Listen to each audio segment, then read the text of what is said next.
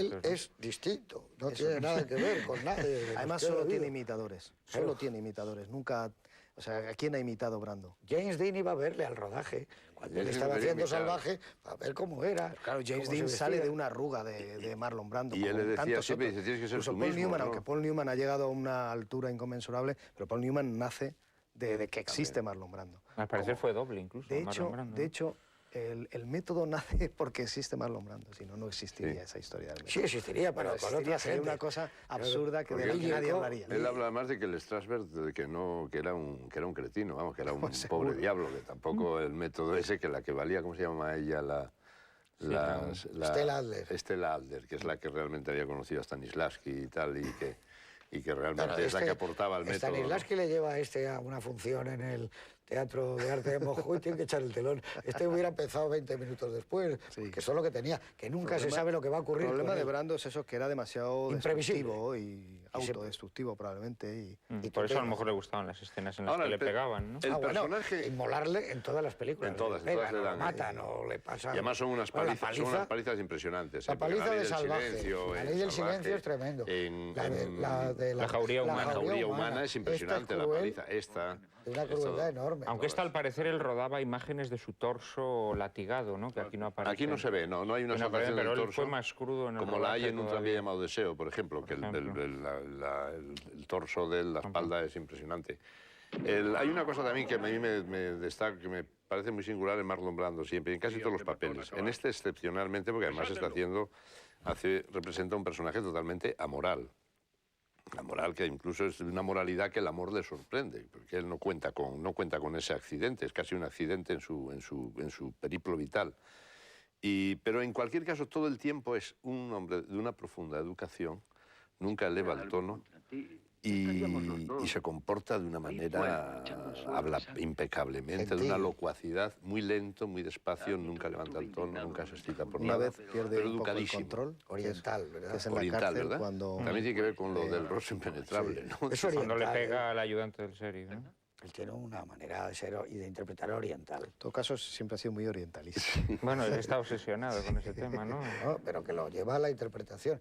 Y sobre todo yo creo que lo más grande de su manera de interpretar es que lo tiene también De Niro, que es imprevisible. No sabes cómo puede salir, aunque hagas 2 o 3 tomas. Claro, aquí él se ha llevado un actor extraordinario, que es Karl Malden, con el que se había llevado especialmente bien en La Ley del Silencio. Y Karl Malden está en su papel. Él interpreta como interpreta siempre Karl Malden. Pero aún así, a veces, crees que puede estar la violencia entre los dos. Hay momentos en que dices, en la mesa, en cualquier lado puede pasar algo. Porque es impredecible todo. Sí. Es muy admirable el trabajo que hace Karl Malden porque consigue sorprender, sobre todo en la escena esa tensa entre ellos dos, cuando le dice, ahora se lo dice además con una cara de, bueno, lo mejor es que me des el revólver, y el otro empieza a andar hacia atrás. Eso, Karl Malden, cómo ahí se convierte en malo, pasa de bueno a malo con una facilidad que a mí es un actorazo. Es un actorazo, porque una tontería, dices, el famoso baile en la fiesta que se marca después de soltar el discurso, es unos segundos de baile impresionantes, ¿no? Se pone ahí a bailar en el kiosco. No, y todo el tiempo él es un gran actor. Yo creo, además, bueno, yo creo que la película esta, para Marlon Brando era fundamental, la colaboración, el papel que tenía que interpretar Karl Malden. Fue lo primero que hizo, contratar a Karl Malden. Contrató a Karl Malden. Que luego dice, en sus memorias, dice que le estaba pagando ya desde el momento en que lo contrató y que eso fue lo que encareció en parte la película, cosa que es un poco disparatada. Supongo que quien la encareció fue él con su sueldo enorme. Le dice Stanley Kubrick. Y con los 6 meses de rodaje, claro. Le dice Stanley Kubrick, parece ser que cuando estaba al punto de rodarla, le dice no entiendo yo el guión de esta película, que no le gustaba el guión. Dice, mira, esta película tiene un guión. Dice, estoy pagando $250.000 semanales a Karl Malden. Y entonces Stanley Kubrick le dice, bueno, entonces yo creo que estoy dirigiendo la película equivocada. Eso es falso, porque fíjate, luego él ganó en su siguiente película, que la rodó, por cierto, antes de que se montara esa película Piel de Serpiente, me parece que se titula, ¿no? De Sidney Lumet. Sí. Cobró $1 millón y fue el récord absoluto que había cobrado ningún actor hasta ese momento, con lo cual es imposible que el pobre Karl Malden estuviera cobrando $250.000 cada semana. Tendría a la semana $20.000 y cosas así. Claro, digo, pero la frase exacta, según lo contaba también Kubrick, parece ser que le dijo, oye, yo no entiendo Nada de esta película. No entiendo el argumento, no entiendo de qué trata. Y le dijo el otro, trata de $2 millones. Que es de lo que se ha puesto ya la película. Es de lo que trata. Que terminaron siendo 6. Trata de $2 millones. Debían de llevarse muy bien Kubrick y Brando, ¿verdad? Debían de Es que tener unas Dos charlas- personalidades. unas charlas Su estupendas. última película, ¿cuánto ha sido el rodaje de su última película? Y volver a rodarla más otra vez todavía. entera. Era como él. Claro. No, Sí, hay- sí, sí. Se han ido cayendo actores a medida que la O película sea, que hay avanzaba.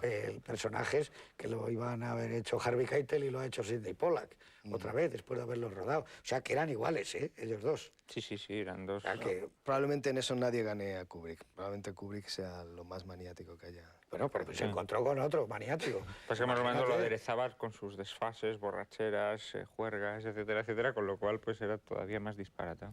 Hombre, sobre todo que él Bueno, el había trabajo hecho- en casa de Marlon Brando, que se cuentan anécdotas también loquísimas de ese trabajo en el guión.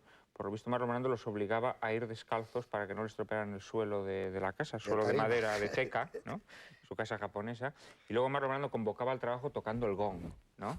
Tocando el gong. Y Stanley Kubrick, como ya estaba un poquito hartito, pues lo que hacía era llegar en calzoncillos. Ya no iba, o sea, no solo descalzo, sino además desnudo, con lo cual debía ser una locura el trabajo de esta película. Esta película, fíjate, tiene ese componente de cosa loca que tenían las viejas películas a veces de los estudios. Por ejemplo, Casablanca, que todos sabemos que Eso fue sí, un sí. desastre, de cómo se rodó, cómo se iba escribiendo el guión.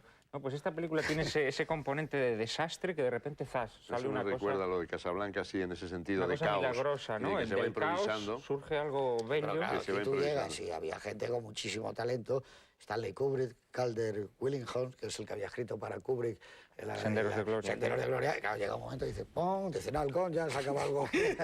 Vamos a escribir o nos vamos. Ya está bien de gong. Claro, porque hay que entender que tampoco estaba trabajando con unas personas. Claro, por eso se fue también el guionista. Sí, claro, claro. Lo pone en segundo lugar y parece ser que fue el que escribió prácticamente todo el guión, el Wellington. Pero claro, es que era muy difícil. Aún así, a favor de Brando, que es una película especial, que pasan los años y que cada vez es más bonita. Visualmente es ¿Por bonita. qué no haría más? La historia de la venganza es muy bonita. Es decir, ¿Por qué no haría otra película? Bueno, evidentemente algún estudio que diera el paso al frente, difícil. pero dices, no, casos como el de La Noche del Cazador o como esta película, es decir, ¿por qué son Bueno, él actores? echó a dos Laughton. directores de La tragedia de la Bounty.